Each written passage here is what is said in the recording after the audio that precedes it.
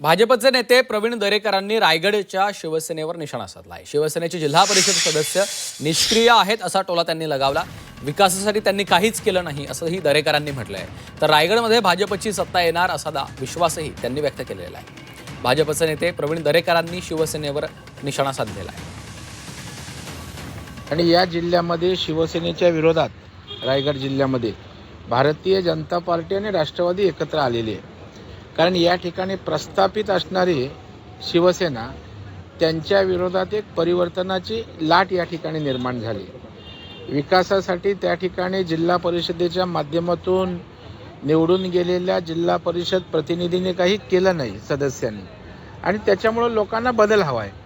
आणि मग बदल कोणाच्या रूपात हवा आहे तर बदल त्या ठिकाणी भारतीय जनता पार्टी आज त्या ठिकाणी पहिल्यांदाच ग्राउंडवर जिल्हा परिषदेच्या निवडणुकीत उतरले या ठिकाणी, आणि त्याच्यामुळे लोकांना एक आकर्षण आहे।